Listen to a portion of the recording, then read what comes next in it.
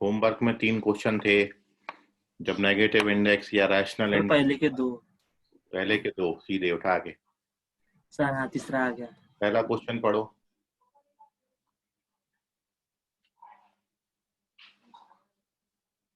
First question बताओ। Sir Sunday को जब मैनर टेस्ट लेंगे, अगली संडे का टेस्ट टॉपिक बाइनोमियल थ्योरम ही रहेगा क्या? अभी फिर से माइनर है क्या ये संडे को भी?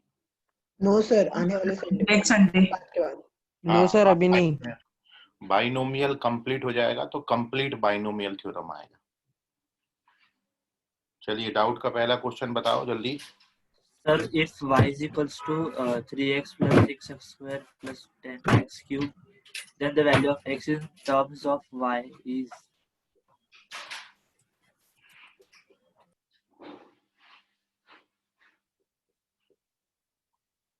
Okay, so you have to find the correct option. 4 option आपको दिए थे, तो सही जवाब इसका है last option 1 minus 1 plus Y power minus 1/3।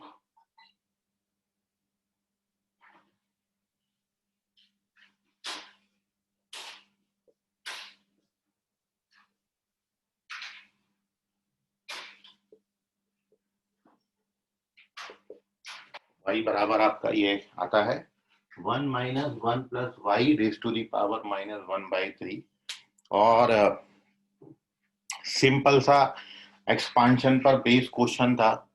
आप देखेंगे कि जब हमने binomial theorem for any index पढ़ा था, तो एकदम लास्ट में जब वो टॉपिक खत्म किया था, तो वहां पर आपने ये एक्सपांशन लिखा था कि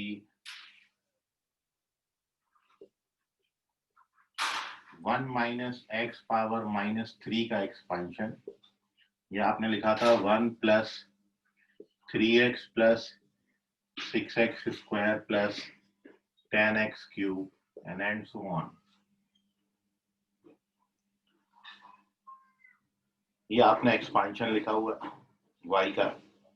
तो अब ये जो बात है, इतनी वैल्यू आपको क्वेश्चन में y दे रखा है इसको। ये देखो 3x 6x square 10x cube, ये आपको y दिया है। So therefore by this expansion we can write this is 1 plus y. So 1 minus x power -3. Now both side cube root ले लीजिए।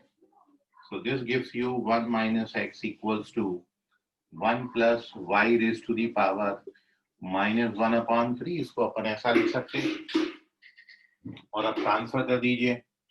So you get the value. आपको question में पूछा था value of x in terms of y, ये x के बराबर आएगा। x की वैल्यू y के टर्म्स में पूछी थी, तो आप ट्रांसफर कर दीजिए। इसको यहाँ ट्रांसफर करेंगे, इसको यहाँ ट्रांसफर करेंगे and you get the result. ये यहाँ पर आएगा तो नेगेटिव हो जाएगा। 1 plus Y power -1/3 is equals to x। So this is your fourth option. ये आ गया x in terms of y। So question is directly based upon the expansion of 1 minus x power -3। Take the screenshot of this। कोई doubt है इसमें तो पूछ लीजिए। Sir हाँ बोलो। सर वो 1 plus y कैसे? क्या बोले? ये इतनी बात क्वेश्चन में यहाँ से लेके यहाँ तक आपको y दी है, तो इसकी जगह पर मैंने y लिख दिया। 1 ऑलरेडी है तो 1 प्लस y हो गया। हाँ बोलो हर्ष।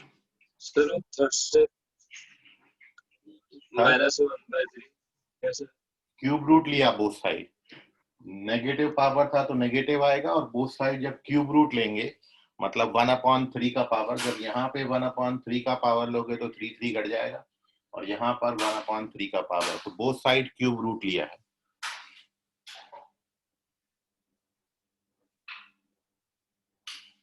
क्रॉस चेकिंग क्या करोगे इसमें, क्योंकि इनफाइनाइट तक टर्म जा रहे हैं ना, तो क्रॉस चेकिंग तो नहीं जमेगा, क्योंकि you have to find this sum. Infinitely many terms हैं, तो इनफाइनाइट तक क्रॉस चेक कैसे करोगे, तो इसलिए क्रॉस चेकिंग नहीं जमेगा इसमें। देखिए इनफाइनाइट टर्म्स का सम पूछते हैं तो आपको कैलकुलेट ही करना है। यदि n टर्म्स तक का सम पूछा होता तो फिर आप लिख सकते थे क्रॉस चेकिंग से। चलिए, so moving on to the second question. हाँ, रिवीजन लेंगे इसके बाद में, कंप्लीट हो जाएगा। सेकंड क्वेश्चन पढ़े Ayush. Sir, 1 plus 2 by 3 into 1 by 2 plus 2 by 3 into 5 by 6 into 1 upon 2 whole square. ठीक।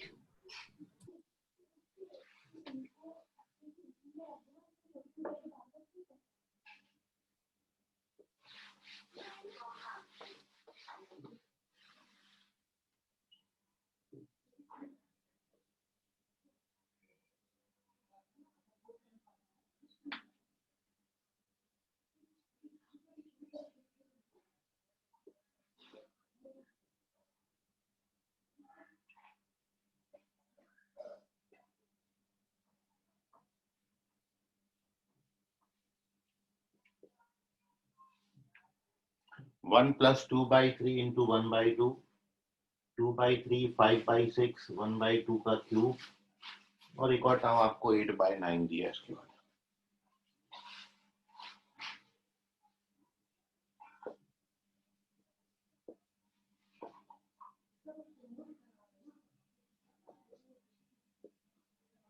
ये सीरीज आपको पहचाननी थी कि कौन सी है। तो अब आप देख रहे हो कि ये कुछ इस तरीके का लिखा हुआ है। यदि आप ये एक्सपेंशन देखें सॉल्यूशन में, 1 प्लस nx, फिर होता है n into n plus 1/2 factorial x square, फिर ये लिखा था n plus 1 n plus 2/3 factorial x cube and so on. ये कुछ ऐसा लिखा है। तो यदि आप इस एक्सपांशन में, और ये एक्सपांशन किसका होता है तो पहले तो वो अपन वो मेंशन करेंगे। सो this is the expansion of 1 minus x power minus n। ये एक्सपांशन आपने लिखा था ऑलरेडी जब binomial theorem for any index आपने पढ़ा था, वहां पर ये एक्सपांशन लिखा है, सारे टर्म्स पॉजिटिव आएंगे और ये इसका एक्सपांशन होता है।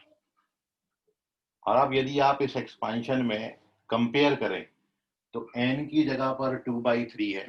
यदि आप इस एक्सपांशन में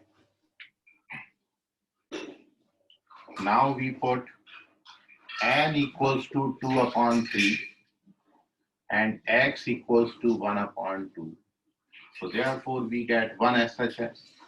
यहाँ पर 2/3 और x की जगह पर 1/2 डालेंगे। अब जब यहाँ पर करोगे तो ये 2/3 प्लस 1/2 फैक्टोरियल का वैल्यू 2 होता है और x स्क्वायर 1/2 का स्क्वायर।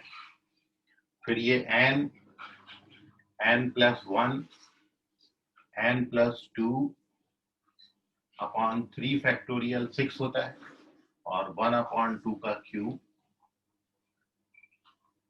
एंड सो ऑन, ये चला जाएगा।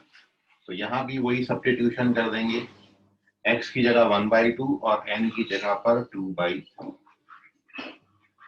तो जब आप ये डालोगे तो ये पूरा जो लेफ्ट हैंड साइड है ये आपका क्वेश्चन बन जाएगा। ये 2/3 1/2 ऐसा है। इसको सॉल्व करोगे तो ये 5/6 आ जाएगा। तो 2/3 इंटू 5/6 1/2 का स्क्वायर, ये 2/3 इंटू 5/6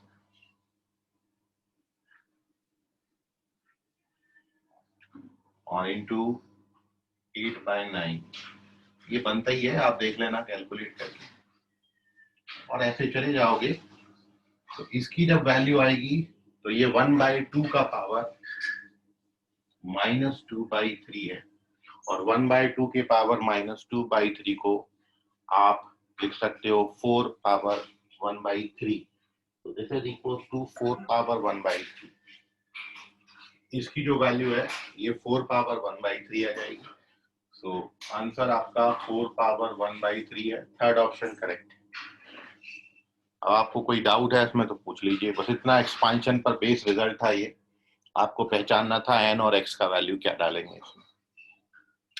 तो ये डाउट का आपका सेकंड क्वेश्चन था जो लास्ट टाइम होमवर्क में दिया था। Take the screenshot of this. कोई डाउट है इसमें तो पूछ लीजिए। सर वो 4 पावर 1 है। क्या बोले? ये जो लिखा हुआ है ना 1/2 का पावर -2/3, ये जो 1/2 पावर -2/3 दिया है, इसको आप लिख सकते हो 2 पावर 2/3। इसको लिख सकते हैं 2 power 2 power 1/3 and this becomes 4 power 1/3। ये है उसका पूरा। इसको 4 पावर 1/3 कैसे लिखेंगे? तो ऐसे लिख सकते हैं उसको। अभी कोई डाउट है? अब रेसिप्रोकल कर दे तो फिर वो इंडेक्स का नेगेटिव साइन पॉजिटिव। हाँ, नेगेटिव पॉजिटिव हो जाता है क्योंकि 1/2 का जब 2 ऊपर आएगा तो 2 पावर -1 हो जाएगा। ओके। ओके, मेजर का पूरा पेपर सैटरडे में डिस्कस करूंगा। सर बोलो ऋषभ। सर ये जो क्वेश्चन है, जैसे इसमें अगर स्टार्टिंग के 2 टर्म नहीं दिए रहे और स्टार्टिंग से 1/2 के स्क्वायर वाले टर्म से चालू हुआ रहा, तो सर मतलब अगर अपन को क्लिक नहीं करेंगे कि ये किसी का एक्सपांशन है, तो इसको फिर कैसे सॉल्व करेंगे? नहीं, क्लिक तो करना ही पड़ेगा, बिना उसके हो नहीं सकता क्योंकि इनफाइनाइटली मैनी टर्म्स हैं। ठीक है, सो यदि आपका यहाँ से रिपीट हो रहे हैं टर्म्स 2/3 5/6, फिर से यही टर्म आ रहे हैं 2/3 5/6, फिर एक टर्म उसमें इंक्रीज हुआ है और ये टर्म की पावर एक एक बढ़ रही है। तो जिसकी पावर एक एक बढ़ रही है वो तो आपका एक्स होगा, ये तो पक्का है क्योंकि इस एक्सपेंशन में एक्स की पावर ही बढ़ती है। और आप ये देख रहे हो कि ये जो 2/3 से 5/6 बना तो ये 1 ऐड करेंगे तब 5 आएगा इसमें। ठीक है, और इसमें 2 ऐड करोगे तो 8 बनाएगा ये। तो ये आपने पहचाना। पर मान लो 2 टर्म मिसिंग है, यहाँ से दिया है, तब आपको एक्सपांशन में इतनी बात में ये ऐड करना पड़ेगा या फिर फाइनल रिजल्ट में ये 2 टर्म आप उठा के माइनस करेंगे। मतलब बिना इसके हो नहीं सकता क्योंकि इनफाइनाइटली मैनी टर्म्स है और ये कोई प्रोग्रेशन भी नहीं है, एपीजीपी एचपी भी नहीं बनता।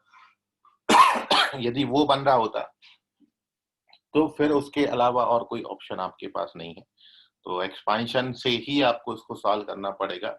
और ले दे के आपके पास एक्सपांशन देखिए, स्टैंडर्ड रिजल्ट जो हैं वो केवल 2 ही हैं, एक 1 + x पावर -n का और एक 1 - x। देखिए इनफाइनाइट, मैंने टोटल 4 एक्सपांशन आपको लिखाए थे वहां पर। ठीक है, और 4 में भी 2 में जो इंडेक्स था वो आपका पॉजिटिव इंडेक्स था या फिर नेचुरल इंडेक्स था, नेचुरल नंबर का इंडेक्स था। लेकिन जब इंडेक्स आपका नेगेटिव या फिर रैशनल होगा तो ही number of terms infinitely many होंगे। अब यदि ये इनफाइनाइट तक सीरीज आपकी जा रही है और जीपी या एजीपी दोनों में से कोई नहीं बन रहा है, तब ये पक्की बात है कि ये इन दो में से किसी एक्सपांशन में फिर बैठेगा। या तो ये 1 + x पावर, और उसमें भी बड़ा क्लियर है, यदि सारे टर्म पॉजिटिव हैं तो फिर ये दोनों के साइन सेम होंगे, मतलब ये 1 - x पावर -n का ही एक्सपांशन होगा। यदि इसके टर्म्स अल्टरनेट प्लस माइनस होते तब ये 1 + x पावर -n का एक्सपांशन होता। यदि इनफाइनाइटली मैनी टर्म दिए हैं तो इंडेक्स आपका नेगेटिव होगा और इस तरीके से सेकंड टर्म पे मतलब x पे पावर एक एक बढ़ रही है तो फिर कुल मिला के इसी पर बात बैठती है जाके। सो हर एक्सपांशन में आपने कोशिश ये करनी है, बस इसमें ये पहचानना है कि मैं x को कितना लूं और n को कितना लूं। तो यदि 2 टर्म मिसिंग होंगे तो फाइनल आंसर में मैं ये 2 टर्म माइनस कर दूंगा। तो आपको बनाना तो यहीं से पड़ेगा और कोई ऑप्शन नहीं है इसका। ठीक है sir, okay thank you sir. Okay, चलिए। सो ये आपका प्रीवियस डाउट था, binomial theorem for any index. जब आपका इंडेक्स नेगेटिव या फिर रैशनल हो जाए तो number of terms infinitely many होते हैं। Expansion is valid only when second term should lies between -1 to +1 and first term should be 1। First term 1 नहीं है तो पहले फर्स्ट टर्म को 1 बनाएंगे। इतनी बातों का ध्यान रखते हुए ही हम ये एक्सपांशन यूज कर सकते हैं। कुछ और क्वेश्चन ओवरऑल जो आपने अभी तक थ्योरी पढ़ा उस पर बेस, ताकि ये प्रीवियस आपका जो भी आपने पढ़ा वो रिवाइज हो जाए और चीजें क्लियर हो जाए आपको। और कुछ एक दो कंसेप्ट और हैं इसमें बहुत इंपॉर्टेंट हैं, वो फिर हम आगे कंटिन्यू करेंगे, लेकिन उनको डिस्कस करने से पहले एक दो कंसेप्ट जो आपके लिए नए हैं और दो क्वेश्चन अपन उस कंसेप्ट पे कर रहे हैं तो आपको ध्यान में आ जाएगा वो कंसेप्ट भी। तो moving on to the next page and next concept.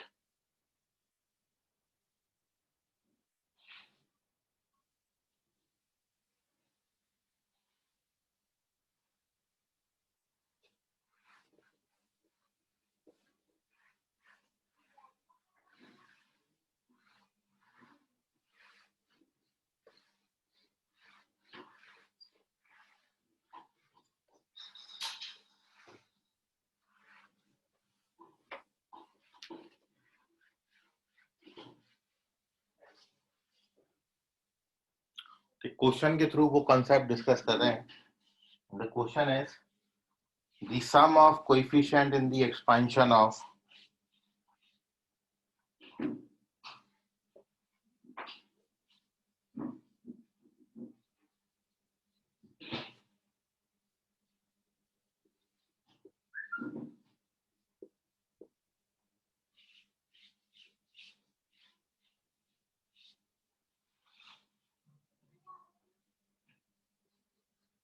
the sum of coefficient in the expansion of 1 plus x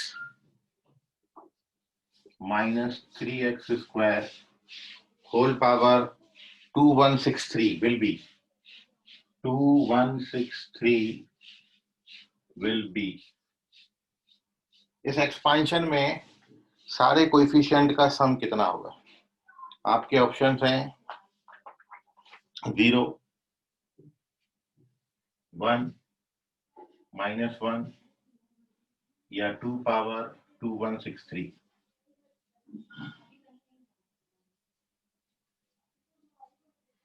देखिए एक ये कंसेप्ट है जो आपने अभी तक डिस्कस नहीं किया।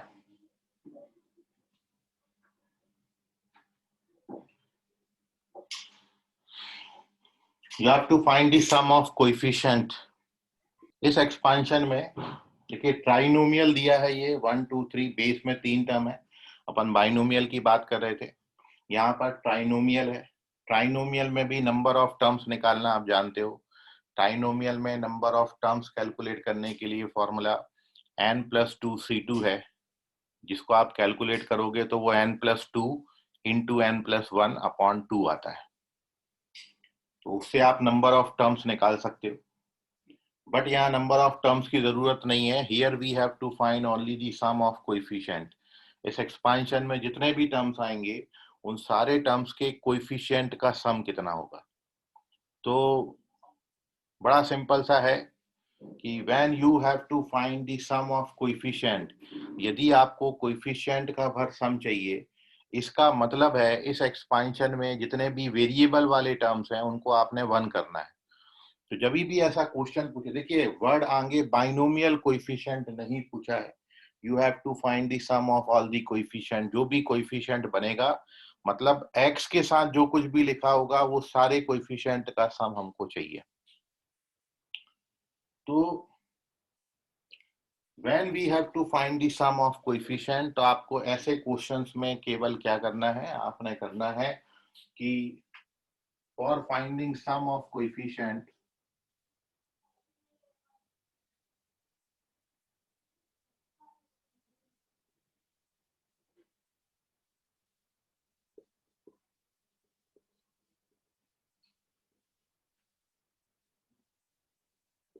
we put x equals to 1। क्योंकि कोएफिशिएंट का सम चाहिए तो वेरिएबल हमको हटाना है, और वेरिएबल हटाने का एक ही तरीका है कि अपन वेरिएबल की जगह पर 1 लिख देते हैं। जैसा आपने पहले भी फॉर्मूला बनाया है कि sum of all the binomial coefficient, तो आपको जब sum of all the binomial coefficient चाहिए होता था तो आप उस एक्सपेंशन में बोथ साइड x की जगह पर 1 डालते थे, और जब x की जगह पर आपने 1 डाला था तो आपको sum of all the binomial coefficient, ये जो आपने प्रॉपर्टीज पढ़ी थी बाइनोमियल कोएफिशिएंट की, सबसे पहली प्रॉपर्टी यही है कि C0 + C1 + C2 up to Cn 2 power n होता है। और ये लाने के लिए अपन 1 + x पावर n के एक्सपांशन में x की जगह पर 1 डाले थे। तो यहाँ भी जब आपको सम ऑफ कोएफिशिएंट पूछा है तो वेरिएबल मतलब x जो है यहाँ पर x की जगह पर अपन को 1 डालना पड़ेगा, और अपन x की जगह पर जब 1 डाल देंगे तो अपन के पास केवल कोएफिशिएंट बचेंगे, उनका सम आ जाएगा।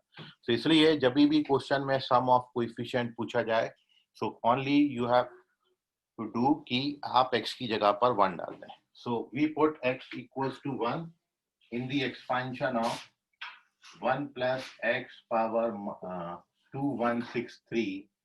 So therefore required sum is, क्या डालेंगे x की जगह पर 1, so 1 + 1 - 3 raised to the power 2163 which gives you -1 power 2163 which gives you -1.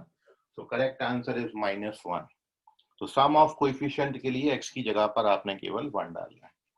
अब कई बार ये होता है कि इसमें x एक वेरिएबल की जगह एक से ज्यादा वेरिएबल भी दे देते हैं, तो वो भी अपन एक क्वेश्चन डिस्कस कर ले रहे हैं, और फिर आपके मन में जो भी क्वेरी सवाल डाउट हो तो वो पूछ लीजिएगा। जैसे एक और क्वेश्चन है इसी पर, इसी टाइप का, the sum of coefficient in the expansion of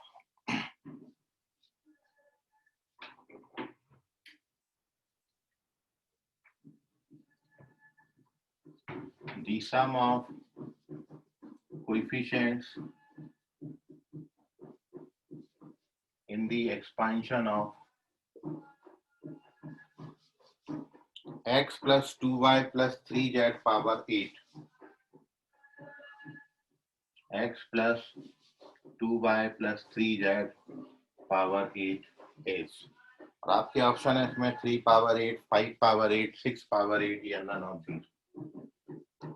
sir हमें बताना है ना। तुम बता दो, हम बता दें, अभी तो इजी क्वेश्चन है। नन ऑफ दीज, करिए इसको ट्राई।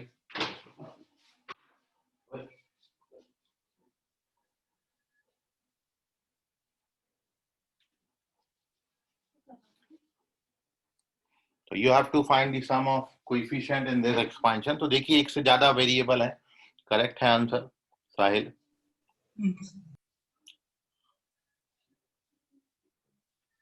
तो आपको पूरे वेरिएबल हटाने हैं, बस आपको कोएफिशिएंट का सम चाहिए, और सारे वेरिएबल हटाने के लिए ओके चलिए वेरी गुड, लेकिन ए ऑप्शन रॉन्ग है मयूर।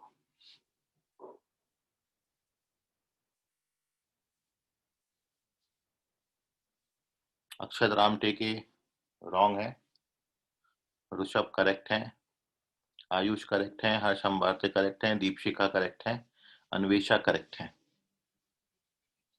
प्रणव चेक करें, अक्षत राम टेके करेक्ट है अभी, मयूर करेक्ट है अभी, फिजल पाटिल करेक्ट है। Very good all of you.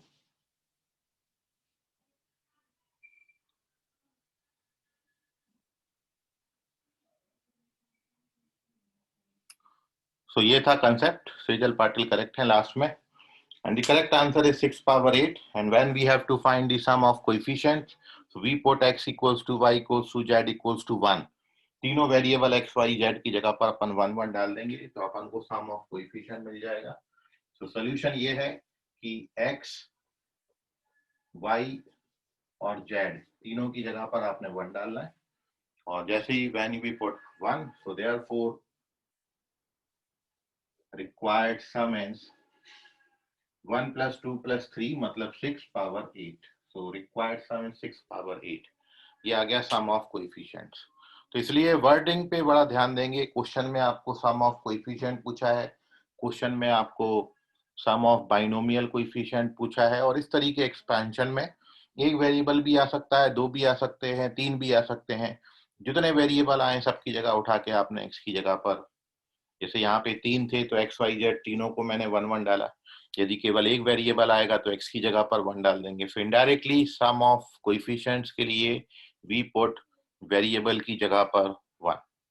कोई डाउट है इन दोनों कंसेप्ट में, इन दोनों क्वेश्चन में और ये कंसेप्ट में, तो पूछ लीजिए।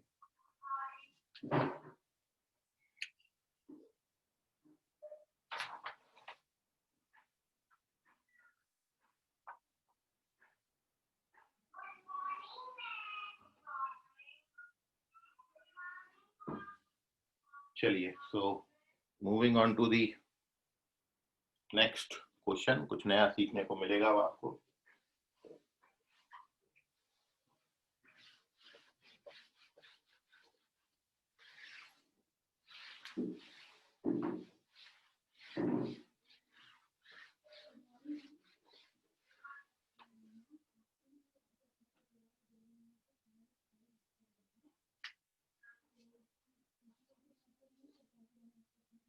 क्वेश्चन नंबर मतलब पेज नंबर 4। और अब कुछ क्वेश्चन के थ्रू अपन थ्योरी डिस्कस कर रहे हैं, जो आपने प्रीवियस प्रॉपर्टीज पढ़ी, जैसा आपको बोला कि थोड़ा सा रिवीजन भी हो जाएगा आपका। तो देखिए, नेक्स्ट क्वेश्चन है,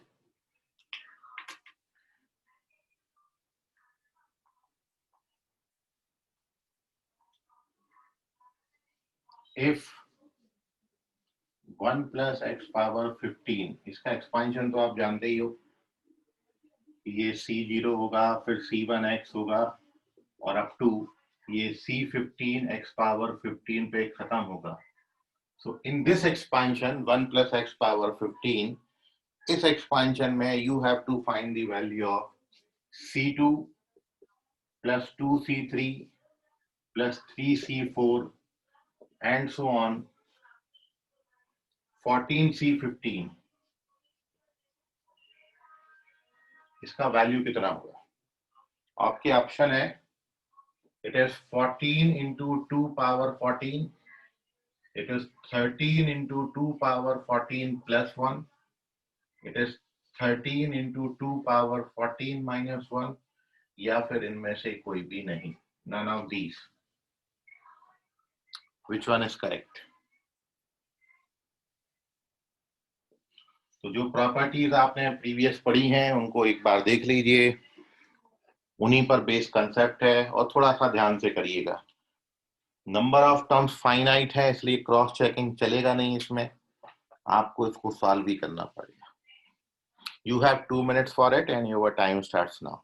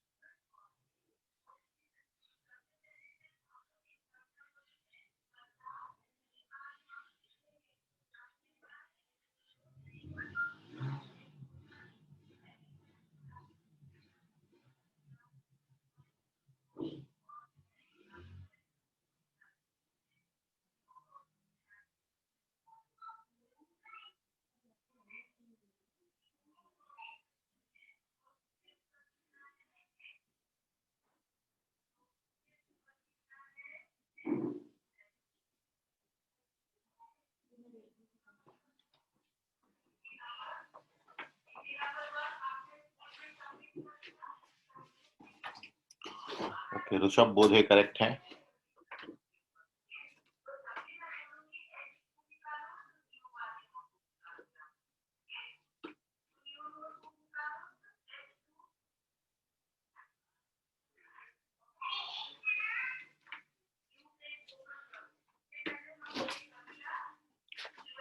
चलिए आयुष चेक करें, रॉन्ग आंसर है।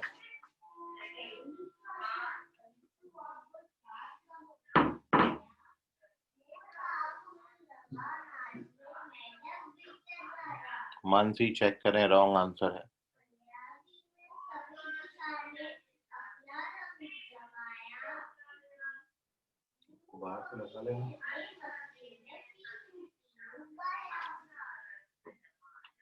हर्ष अंबारते चेक करें, रॉन्ग आंसर। चलिए, so we discuss the solution of this question. आप सारे रिजल्ट अपने सामने रखो, क्योंकि उससे आपके आइडिया डेवलप होगा। आपको खुद से करना सीखना है, और इसके लिए सबसे बेस्ट तरीका है कि सारे फॉर्मूले आपके सामने जब रहेंगे तो आप ज्यादा अच्छा आंसर कर पाएंगे। अक्षत रामटेके करेक्ट है। And here we discuss its solution. थोड़ा सा आपको क्वेश्चन समझने का ये जरूरत था। एक तो बात आपने, दो रिजल्ट है यहाँ पर जो रिक्वायर्ड है।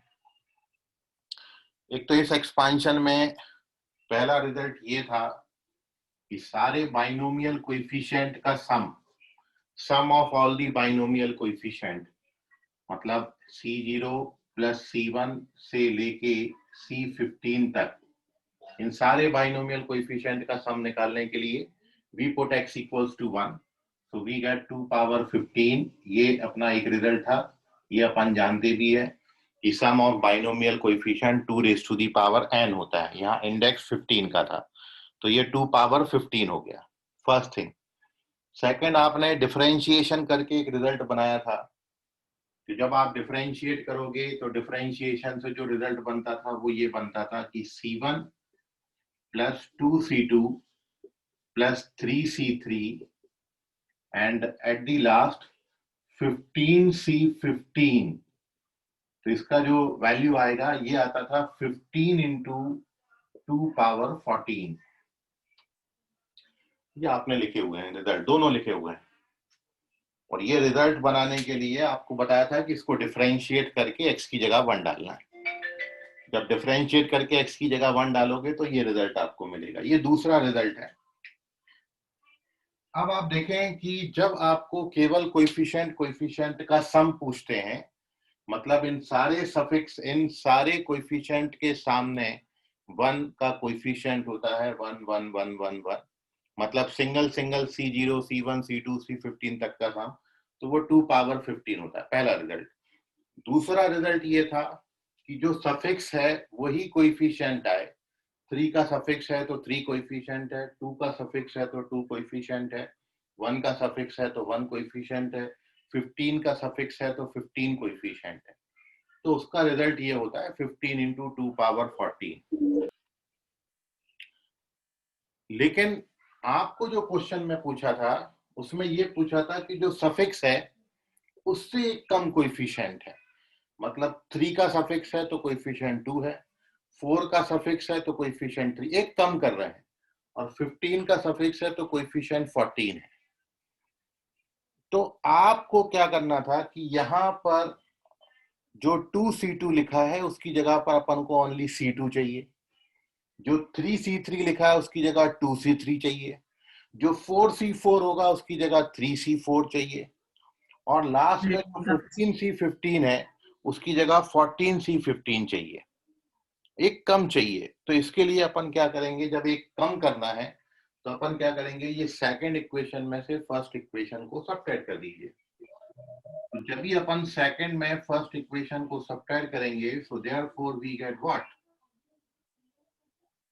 C1 से C1 कैंसिल हो जाएगा, यहां पर C2 आएगा अगला टर्म।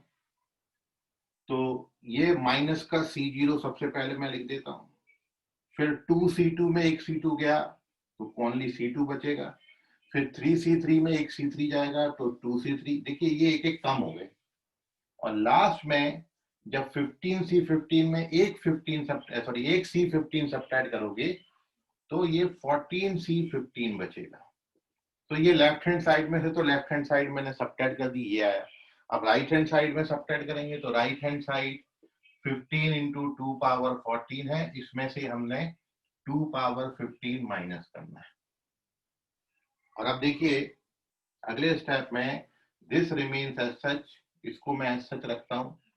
थोड़ा इसको पहले सिंप्लीफाई करते हैं। तो अब ये कैसे सिंप्लीफाई होगा, तो 2 पावर 14 मैं कॉमन ले लेता हूं, 2 पावर 14 कॉमन लिया तो यहाँ 15 बचा, यहाँ पर 2 बचा।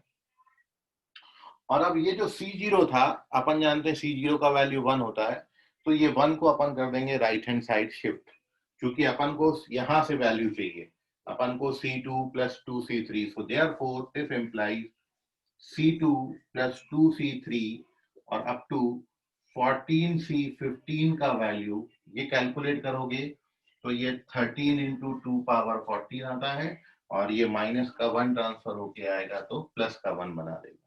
तो करेक्ट ऑप्शन सेकेंड ऑप्शन है, 13 इंटू 2 पावर 14 प्लस 1। सो ये डिपेंड करेगा, देखिए 3 रिजल्ट अब अपने पास हो गए। एक तो सारे कोएफिशिएंट का सम 2 पावर n होता है, दूसरा जो सफिक्स है वही कोएफिशिएंट है तो उसका रिजल्ट ये होता है।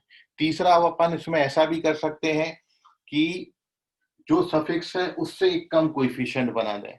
तो अपन ने क्या करना, एक बार ये सबट्रैक्ट कर देना है। मान लो अब आपका जो सफिक्स है उससे 2 कम पूछा होता, मतलब C3 होता तो कोएफिशिएंट 1 होता, C4 होता तो कोएफिशिएंट 2 होता, C15 है और कोएफिशिएंट 13 है, मतलब 2 कम है, तो फिर अपन इसको 2 से मल्टीप्लाई करके सबट्रैक्ट कर देंगे। तो जितने कम करने हो, क्योंकि सिंगल सिंगल का सम ये होता है, मेरे को अब इस रिजल्ट में एक एक कम चाहिए था तो मैंने एक बार सबट्रैक्ट किया, यदि मेरे को 2 कम चाहिए होता तो मैं 2 बार सबट्रैक्ट करता, मेरे को 3 कम चाहिए होता तो मैं 3 बार सबट्रैक्ट करता। सो ये ओवरऑल कंसेप्ट था इसके पीछे। इसका स्क्रीनशॉट ले लें, कोई डाउट है तो पूछ लें।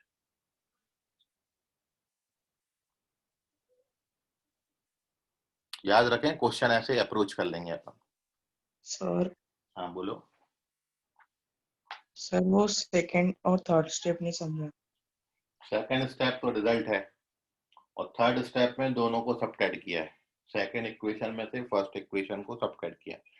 ये रिजल्ट आपको ऑलरेडी लिखाया हुआ है, प्रॉपर्टीज में जाके देखो, वहां पर ये रिजल्ट मिलेगा आपको। और इसलिए बोल रहे हैं फॉर्मूला का कॉपी बनाओ और उसको सामने रखो, क्योंकि यदि नहीं बनाओगे तो क्लियर नहीं होंगी कि कहाँ से आ गया ये रिजल्ट। तो सारी बातें लिंक्ड है, और लिंक बातें निकालने के लिए आपको रिजल्ट आपके सामने होना जरूरी है। और कोई क्वेरी किसी को? चलिए very good, moving on to the next some.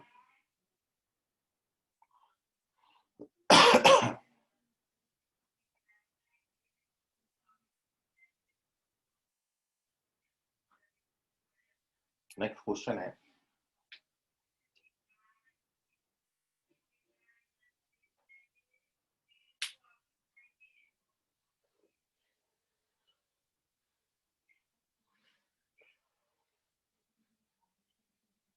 question is you have to find the sum of coefficient of all integral powers of x.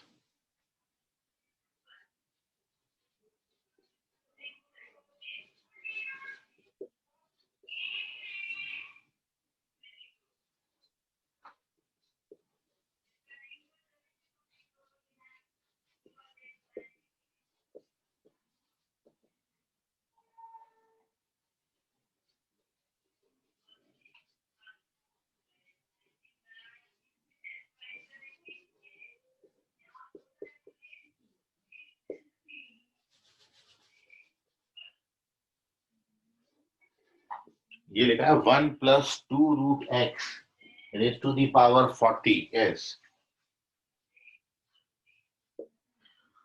तो sum of coefficients of all integral powers of x in the expansion of 1 plus 2 root x raised to the power 40.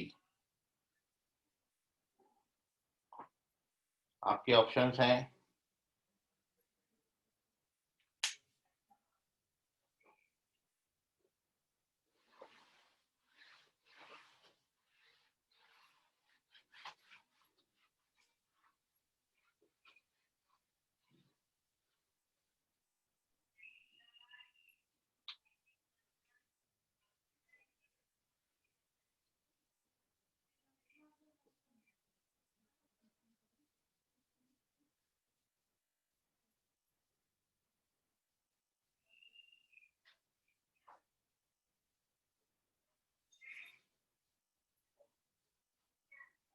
Which one is correct?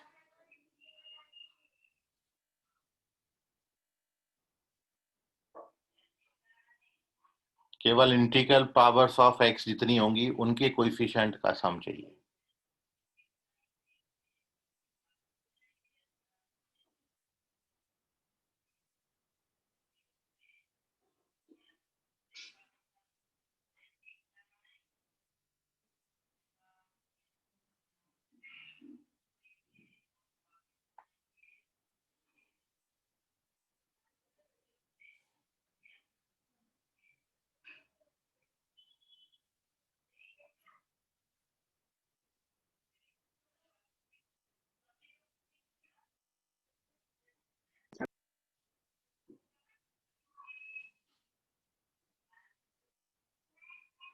वंश बाघ, आपका answer सही है।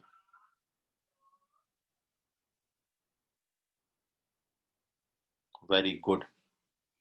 Only one answer is there.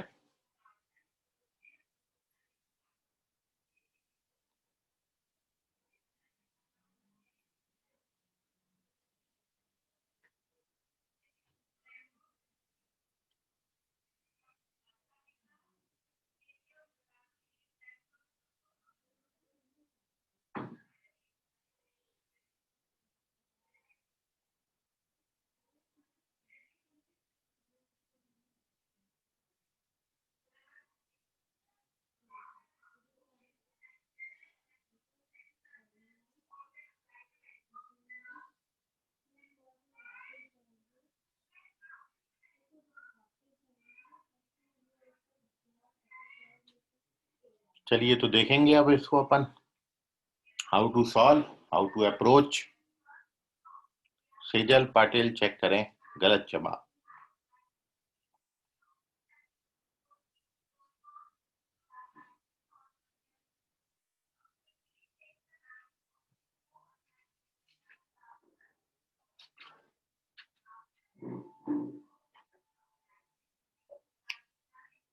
सो देखिए correct answer इसका है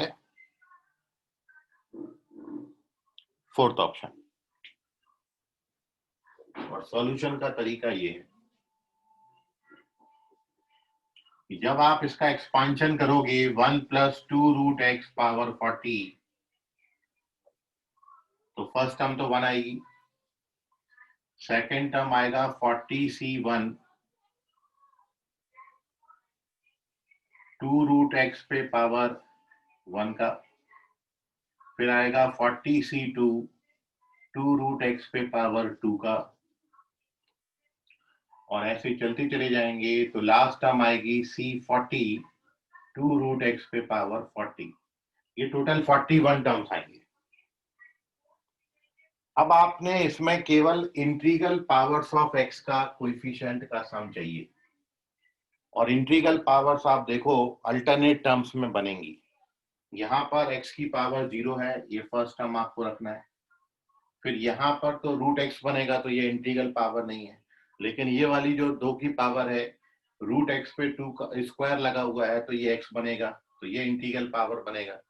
फिर अगला वाला x पे पावर 3/2 बनेगा, वो इंटीग्रल नहीं होगा, लेकिन और अगला वाला x² बन जाएगा। तो हमको अल्टरनेट टर्म्स रखने हैं, और अल्टरनेट टर्म्स आपने जो है अलग करने हैं। कहने का मतलब जो इवन सफिक्स है, इवन सफिक्स को हमने रखना है और ऑड सफिक्स को हमने हटाना है। तो अब कैसे ये आप ये वाले टर्म्स हटाएंगे, अल्टरनेट टर्म्स कैसे हटाएंगे? तो अपन इसमें एक चीज और जानते हैं कि ये तो एक एक्सपांशन हो गया, लेकिन अब मैं यदि यहाँ पर माइनस का साइन ले लूं, 1 - 2 रूट एक्स पे पावर 40, तो ये टर्म्स अल्टरनेट पॉजिटिव और नेगेटिव हो जाएंगे। पहला पॉजिटिव आएगा, अगला नेगेटिव आएगा। इन नेगेटिव वालों को मेरे को हटाना ही है, क्योंकि मेरे को केवल इंटीग्रल पावर्स का सम चाहिए। अगला फिर नेगेटिव आएगा, और ऐसे चलते चले जाएंगे। ये 40c40 मतलब C40 2 रूट एक्स पे पावर 40 तक आएगा। अब अपन क्या करेंगे, इन दोनों एक्सपांशंस को ऐड कर देंगे। तो जब आप इन दोनों एक्सपांशंस को ऐड करोगे so you get 1 + 2 root X पे पावर 40 प्लस 1 - 2 रूट एक्स पे पावर 40, और जब ये ऐड होंगे तो डबल हो जाएंगे, इसलिए ट्वाइस। पहला टर्म आपका कितना आएगा 1, ये हट जाएगा, ये ऐड हो जाएगा C2। अब देखो आप यहां पर जो बचा आपके पास वो केवल इंटीग्रल पावर्स ऑफ एक्स आएंगे, C40 2 रूट एक्स पे पावर 40। अब ये सारी पावर इंटीग्रल होंगी क्योंकि मैंने इवन पावर छोड़ दी, और रूट एक्स पे जब इवन पावर लगेगा तो वो इंटीजर पावर इंटीग्रल पावर बना देगा। तो ये तरीका था उसमें। और अब इसके बाद चूंकि हमको कोएफिशिएंट का सम चाहिए तो मैं अब इसमें x की जगह पर 1 डाल देता हूँ। So here we put x equals to 1 on both sides of this equation, so we get our required sum. So after putting x equals to 1 on both sides of this equation, required sum is equals to x की जगह 1 डाल रहे हैं तो ये 3 power 40 plus 1 और ये upon में 2 आ जाएगा। तो ये x की इंटीग्रल पावर्स का सम आ जाएगा। All integral powers of x के कोएफिशिएंट का सम आता है 3 power 40 plus 1 upon 2। Fourth option correct है, नोट कर लीजिए, कोई डाउट है तो पूछ लीजिए।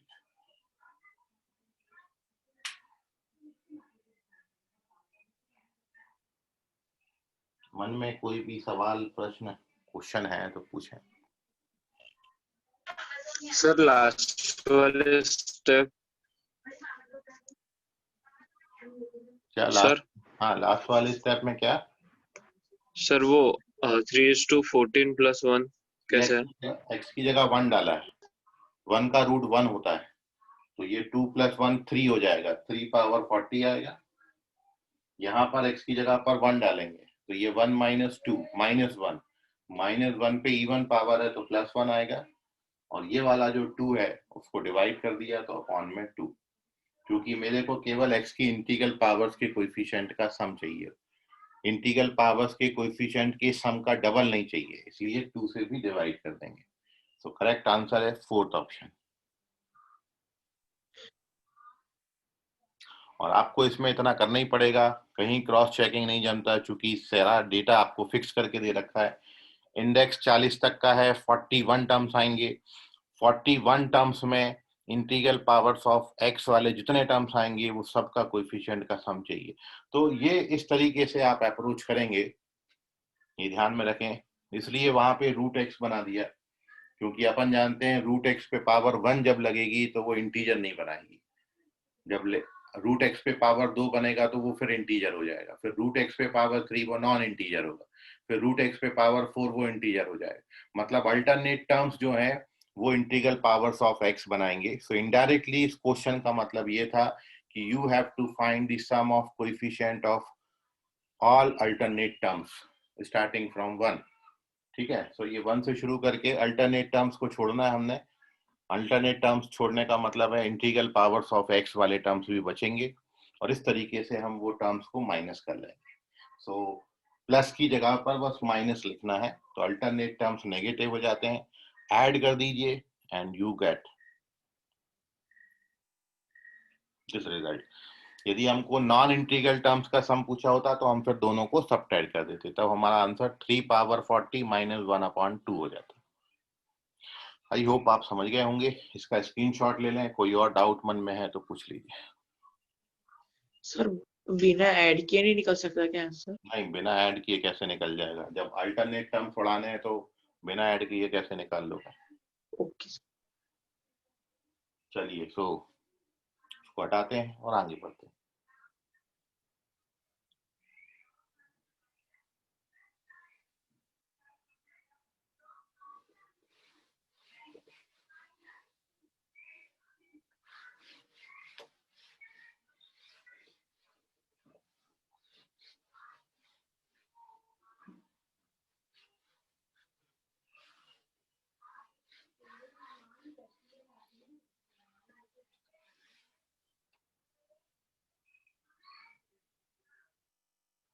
देखिए, इंपॉर्टेंट सम है, आप इसको ट्राई करिएगा। आप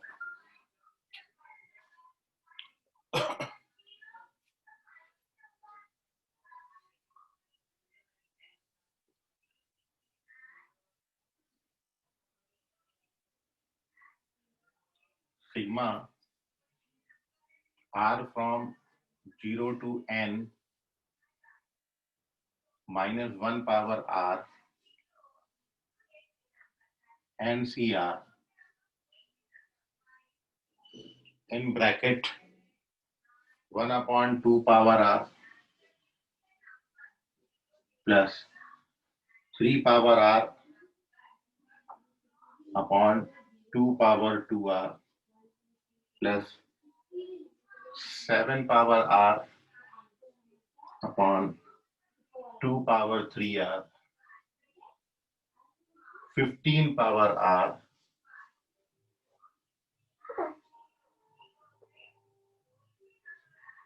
2 power 4r up to m terms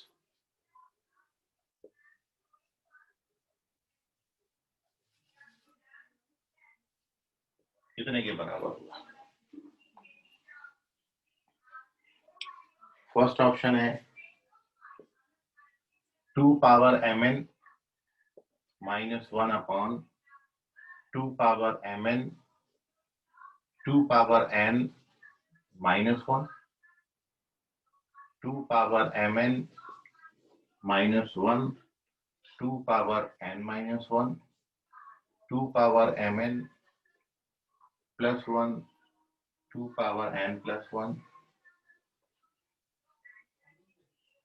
या फिर none of these.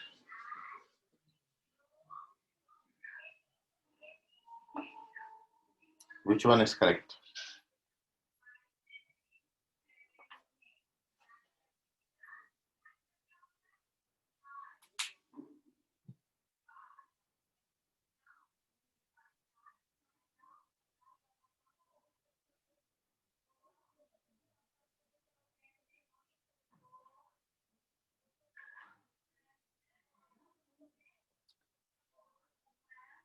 तो ये क्वेश्चन आपको होमवर्क में है, आप इसको ट्राई करिए दोनों मेथड से।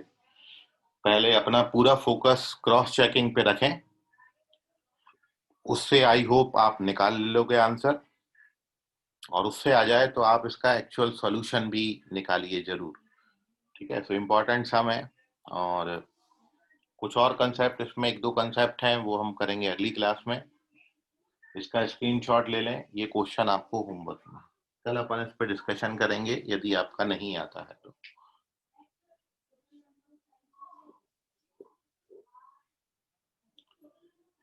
Take the screenshot of this, बाकी करेंगे अगली क्लास में। आज के लिए फिलहाल इतना, धन्यवाद, bye everyone. Bye sir. Bye बेटा।